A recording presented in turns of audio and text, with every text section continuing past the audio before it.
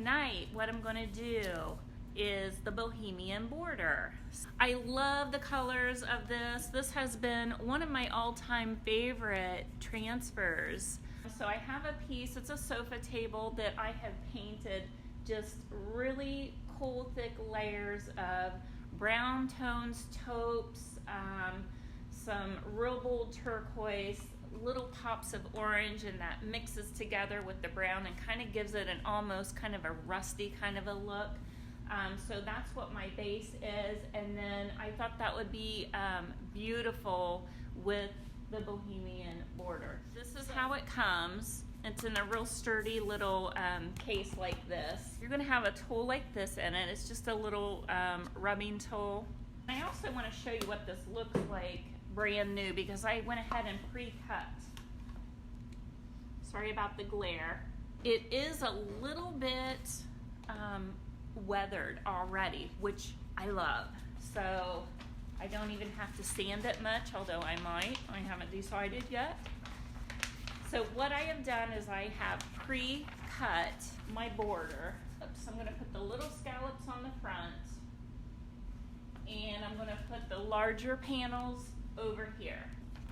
I think that's gonna look really pretty, like right there on each side. So before I put on my border, I went ahead and put a hard seal coat over top of it so that it kind of seals it. And the reason for that is it gives it a hard, kind of a smooth surface, and it'll stick really, really good. It has a slight tackiness to it, and I have a little bit of tape here. I personally, I don't use a lot of tape when I do this, but you may, if you first start out, you may want to. And I'm going to start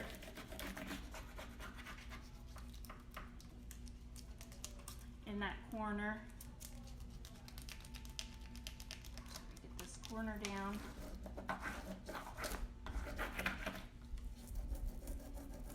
But I think this is going to look so pretty with this whole kind of a, it's almost like a southwestern kind of a flavor. Now there is a little bit of a ridge.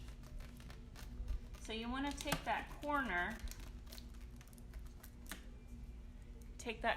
and you want to follow that ridge really, really good. Okay, so wherever there's like a little dip or a ridge, like in your furniture, you want to leave just a little teeny tiny bit of room for, I call an allowance. It's kind of what they say in the seamstress world, right?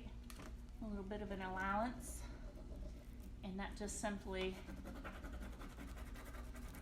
gives it a little bit of extra room to stick.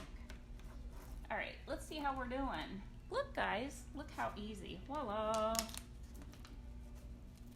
So I use these on everything, you guys. I do a lot of artwork in my studio. Teaching mixed media art and an art club and all that, and I save all of my little pieces.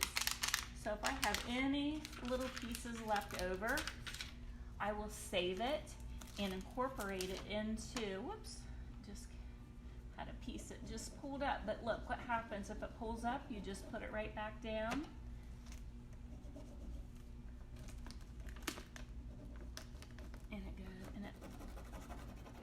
Fine. But anyway, I use a lot of this on my artwork.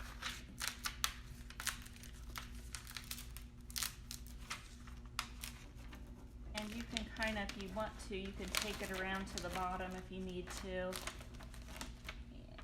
I'm just going to pull on it a little bit. So even like, let's see if I can salvage a little bit. I try to salvage as much as I can, and I'll show you why. So I've got a little bit there. I will totally keep that and use it. I do want to show you a little, I brought a little sample of some artwork. And if you peek in there, you will see that? These are little scrap pieces of the IOD transfers. I had some stems and leaves left from another project, and I just popped it right in this artwork. Oh, that's good. That's good. After that's on there, you're going to take a little rag, a clean rag, and you just want to make sure it's all down really, really nice and safe and sound. And I like to just use my finger in the areas that are a little bit more fragile, I would say, and I just push it down with my finger because I want to make sure that I don't rip it, you know, it doesn't rip up. Push it down into that crack and crevice. Now the good thing about these two is they do well, like after you seal it, you can add some waxes and things like that to it as well, and that'll kind of age it. So because this right now still looks kind of new compared to the rest of it, so I will just slightly add some of that aging wax to it. Going from this corner to this corner, I don't know if you can see the little ledge right there, so I want to run this right along that ledge, and I would like for this to have one in the middle. Okay, now if you notice, I'm leaving the backing on there until I get it measured, right? That's something you always want to try to remember to do. And so I want to cut it about right there. And there's a really nice grid on, I'm going to try to hold this really close. Can you see the grid? And that makes it super, super easy. Like pretty much sticks on its own. That's why I personally, I don't always use the tape. Let's just not use it and see what happens.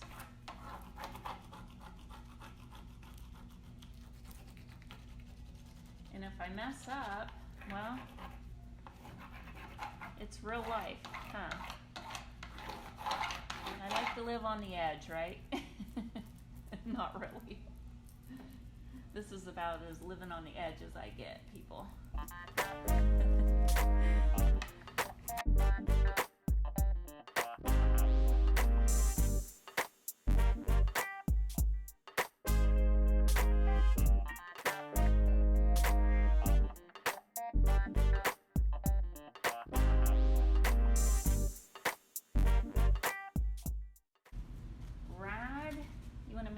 That it's down really, really good.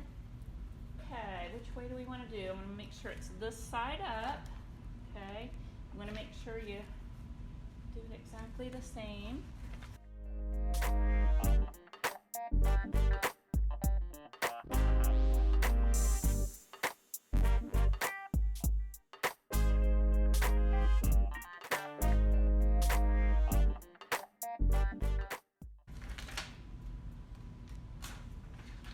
And then I'll have this left over. Again, you want to keep all of your little leftover pieces and work this into any of your artwork. And I hope you're doing artwork every day, right? To take my rag once again.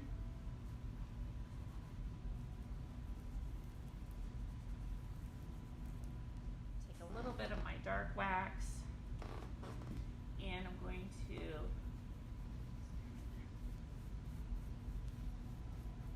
age it a little bit.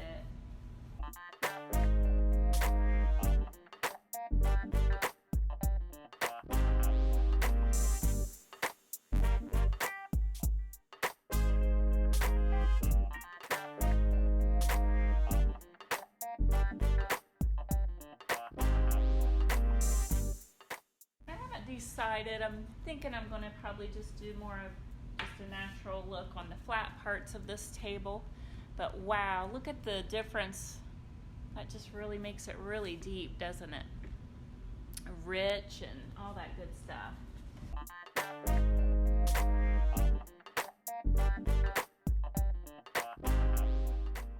This is a close-up of all of the distressing that comes automatically. I did not do that. See that right there? So it really is, I've said from the get-go that this is just such a game changer product. Look at the distressing here. It's already distressed.